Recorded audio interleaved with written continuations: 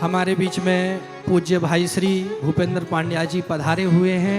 मैं उनसे निवेदन करता हूं, कृपया वे अपने कुछ विचार व्यास मंच के प्रति, व्यासपीठ के प्रति उद्गार व्यक्त करेंगे। पूज्य भाई श्री राधा रमण लाल की। विश्वानि देव सवितर्दुरितानि परासुव यद्भद्रं तन्न आसुव। श्री राधा रमण लाल की।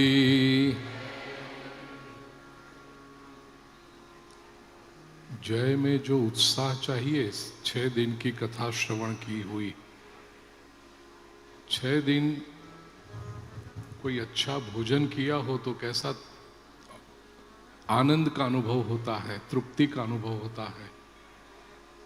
आपने तो भोजन से कई गुना अधिक अमृत का पान किया है 6 दिन तक, और इसकी परीक्षा लेने के लिए आज मैं आया हूं। वो अमृत का अनुभव मुझे यहां चाहिए। श्री लक्ष्मी नारायण देव की। ये हुई ना बात। अब ये प्रसन्नता का विषय है। प्रिय स्वजनों, मेरे अत्यंत प्रिय, आत्मीय, आदरणीय, श्रद्धेय ऐसे एक संपूर्ण परिवार के प्रति मेरा आदर और मेरा पूज्य भाव प्रकट करने के लिए आज प्रातः काल कुछ क्षणों के लिए मैं यहां उपस्थित हूं। इस शरीर की जो भागवती यात्रा है, 4 से अधिक दशकों तक की, उनमें कुछ महापुरुषों का सक्रिय, सकारात्मक, संस्कारात्मक योगदान रहा है। उसमें पूज्य दादा गुरु परम श्रद्धेय श्री अतुल कृष्ण गोस्वामी जी का बहुत बड़ा योगदान है।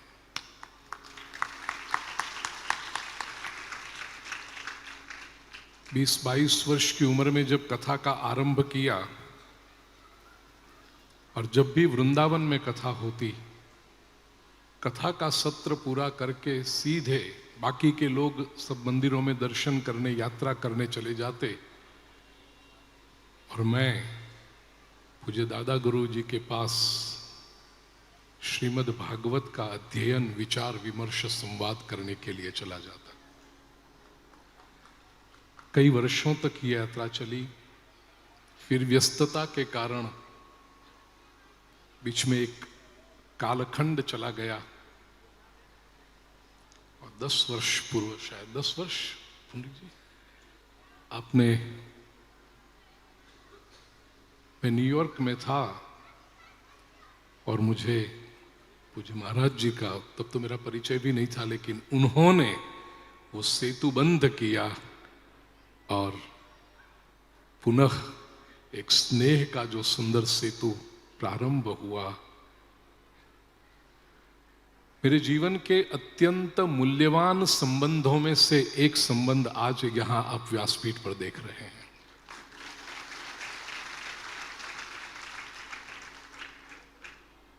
शरीर से मिलने की आवश्यकता नहीं होती, आत्मा से हमेशा साथ ही होते हैं।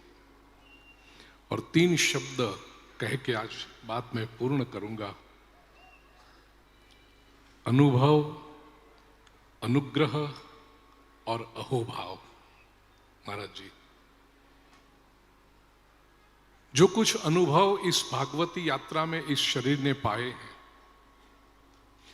और एक विलक्षण अनुभव कहूं, 40 वर्ष की भागवती यात्रा में व्यासपीठ की प्रतीक्षा करने का 40 मिनट का समय आज पहली बार हुआ। क्योंकि वरना कथा करनी हो तो सीधे व्यासपीठ पर आते हैं, अन्य कथाओं में भी जाना हो तो ऐसे ही पहुंचते हैं। लेकिन बड़ी नाम जप हुआ, माला हुई और बहुत कुछ याद आ गया। यहाँ बैठे हुए भक्तजनों ने सबसे पहले मेरी बहना संतोष यहाँ पर आई, भूदेवों ने आकर के, महाराज जी अनुभव स्मरण आया, यहाँ पर ब्रज निर्माण किया है आप सबने, आयोजकों ने। 16 वर्ष हुए, 16-17 वर्ष हुए। सामने पूरा जो क्रॉस मैदान है वहां पर समग्र भारतवर्ष के मंदिरों की प्रतिकृतियां, 40 मंदिर बने थे, 251 भूदेव बैठे थे पारायण के लिए। यहाँ भूदेवों ने क्या पर भी मुझे याद कराया, जब मैं प्रतीक्षा कर रहा था तो सबने आकर के 40 मंदिर और पूरा क्रॉस मैदान, फैशन स्ट्रीट। 9 दिन की कथा थी वो, प्रातः काल सायं काल दोनों सत्र की। और मुझे जो नंबर दिया गया था, 9 दिन के अंदर 12 लाख लोगों ने भोजन पाया था, 30 लाख लोगों का टर्नओवर था। ऐसी जो दिव्य कथा यहाँ पर हुई थी उसका स्मरण, और आज इतनी प्रसन्नता है।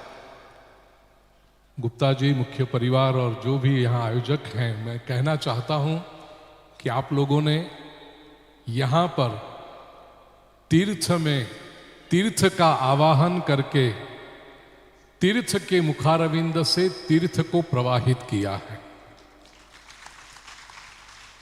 लोग कहते हैं मुंबई मोहमयी नगरी है, मैं नहीं मानता, मुंबई तीर्थ है। हमारा तो जन्म यहां पर हुआ है, कर्मभूमि है। मुंबा देवी, महालक्ष्मी, बाबुलनाथ, कितने प्राचीन सैकड़ों वर्ष पुराने स्थान यहां पर है। तो ये मुंबई तीर्थ में आजाद मैदान में व्रज तीर्थ का आवाहन करके परम श्रद्धेय पूज्यपाद गोस्वामी श्री पुंडरीक जी का तीर्थ स्वरूप, क्योंकि संत जो है ना वो घूमते फिरते तीर्थ होते हैं, तो उनका आवाहन यहां पर करके उनके मुखारविंद से श्रीमद् भागवत भी तीर्थ है, श्रीमद् भागवत भागीरथी को प्रवाहित करने का ये सत्कर्म आप सबने किया। आप सबके अंतःकरण में बैठे परमात्मा को मैं प्रणाम करूं। और एक ही बात मैं कहना चाहता हूं, ये परिवार के प्रति मेरी श्रद्धा, मेरा आदर क्यों है। प्रिय स्वजनों, एक श्लोक अपने शास्त्र में बताया है, स्वर्गस्थितानाम इह जीव लोके चत्वारि चिन्हानि वसंति देहे। कुछ जीव ऐसे होते हैं जो अपने कर्मों को भुगतने के लिए नहीं आते, वे संसार के लोगों के कर्मों से, उनके बंधन से मुक्त कराने के लिए आते हैं। और ऐसा 3 पीढ़ियों का एक उजाला आज हमारे मध्य में उपस्थित है।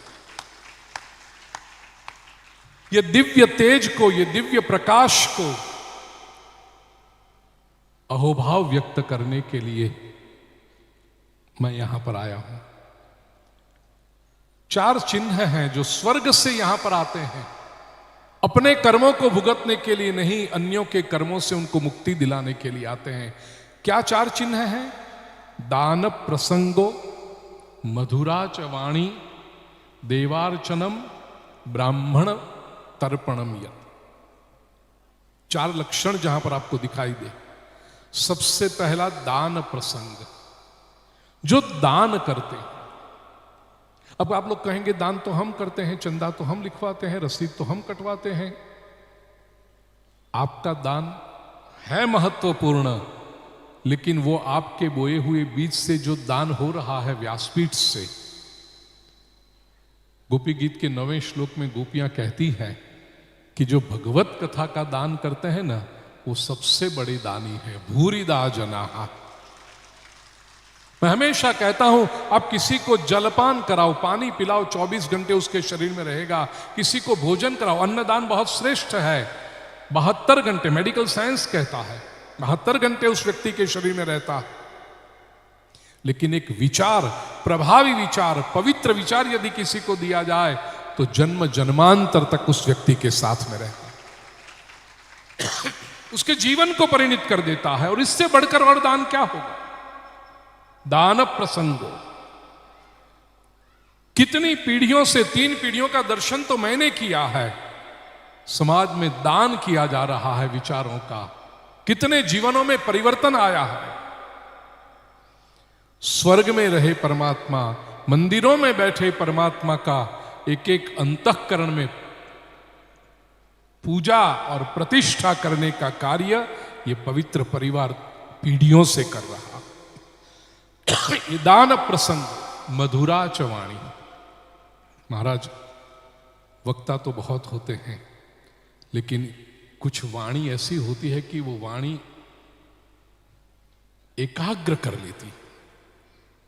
मैं जितने जितने संतों महापुरुषों से मिलता हूं सभी को, और मुझे पूज्य दादा गुरु जी की वाणी मेरे प्रिय, मेरे आत्मीय पुंडरिक जी में प्रकट होती हुई दिखाई पड़ती है कि वो जब बोलना शुरू करते हैं, वो जो धारा प्रवाह, ये ईश्वर की कृपा के बिना संभव नहीं है। प्रिय स्वजन, प्रिय वाणी प्राप्त नहीं होती। देवार्चनम, इष्ट को, श्री राधा रमण जी को निरंतर अंतःकरण में धारण किए हुए उनकी सेवा के रूप में समग्र जीवन और पूरा परिवार व्यतीत कर रहा।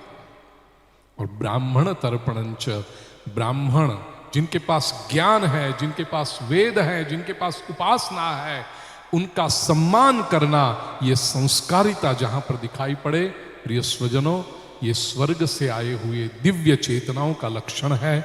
ऐसी दिव्य चेतना को प्रणाम करते हुए मेरी वाणी को मैं विराम देता हूं। और जिन जिन लोगों ने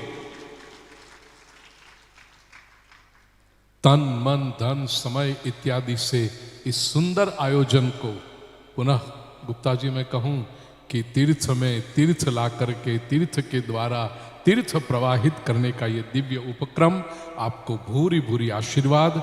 श्री कृष्ण कन्हैया लाल की।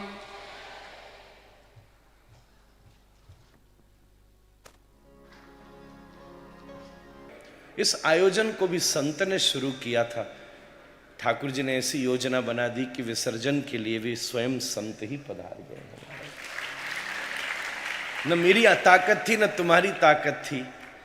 रमणरेती वाले महाराज जी शुरू कर गए, फिर हम वोकल से लोकल तक आ गए। महाराज बंबई में विराजने वाले हमारे पूज्य श्री, आपका मेरे प्रति वात्सल्य है। जैसे आपने कहा, मेरे पिताजी का 1 वर्ष जब पूरा हुआ बाबा का 2011 सितंबर में ही एक उत्सव मैंने किया था, जो 1 वर्ष पूरा होने पर, जिसको लोग बरसी कहते हैं, पर मैंने उसको गुरु कृपा से भाव रखा, राधा रमण चरण मिलन महोत्सव। ये चरण मिलन हुआ है गुरु का, तो सब देश भर के सब जन पधारे। तब मैंने पूज्य श्री को विनती करी, ये तो बाबा से तो परिचित थे, पर ठीक है, सूरज के सामने दिया कहाँ दिखता है, मैं तो उनके चरणों में रहता था, पर मैं आपको, मेरे जीवन में एक बहुत महत्वपूर्ण समय में मैंने आपका सानिध्य लिया, वो आपको नहीं पता था। मेरे ऊपर आपका भी बहुत आशीर्वाद और प्रभाव है, आपसे मैंने बहुत प्रेरणा ली है कथा में। सबसे बड़ी बात हुई, एक बार राधा रमण जी की सेवा करते करते भीतर मंदिर में कुछ पाँव मेरा फिसल गया, जैसे हमारा अभी माइक वाला भी सीताराम हो गया था मंच पर ही, बड़ी जोर से, ऐसे ही मैं भी फिसला। माइक क्या बंद हुआ, वो खुद ही गिर गए नीचे, मारे बेचारे, यहाँ जल था। लगी तो नहीं भैया चोट? ठीक। तो मैं गिरा तो पीठ पर सीढ़ी के लगने से थोड़ी पीड़ा हो गई, थोड़ा वो डिस्क कुछ प्रॉब्लम हो गई। बात छोटा था मैं, पर मंदिर की सीढ़ी बड़ी मजबूत थी, तो ठीक बात है, कहाँ 500 साल की सीढ़ी और कहाँ ये 15 साल की पीठ। तो डॉक्टर ने कह दिया कि 1 महीना बिस्तर पे रहना पड़ेगा, सीधा लेटो। मतलब ऐसा नहीं कि मैं था, पर उससे ही ठीक हो सकेगा, सेल्फ हीलिंग ऐसा ना हो तो, हार्ड बेड के ऊपर। माँ साथ ही थे, सब लोग। तो मैं वो 1 महीने बिस्तर पे रहा, क्या करूं, फ़ोन एडवांस हुए नहीं थे और इतना एडिक्शन भी नहीं हुआ था, टीवी भी थोड़े बहुत चलते थे। तो उस टाइम मन में विचार आया, मेरे जीवन में बहुत गहरा अध्ययन मैं उस 1 महीने में ही कर सका, क्या करूं। स्कूल की पढ़ाई के लिए एक टीचर ट्यूशन के लिए आ जाते थे, जिससे कवर अप हो, लेटा लेटा पढ़ता रहता था। शायद 11वीं क्लास में था, तो इतना प्रेशर भी नहीं था उस समय। 10th के बाद तो अपन वैसे ही फ्रीडम पा लेते हैं। तो उस ज़माने में, आजकल की बात दूसरी है, पर हाई स्कूल हो गया तो बस आगे तो बस फिर ठीक है, अपनों काम चल ही जाएगा, इतना ही होता था विचार।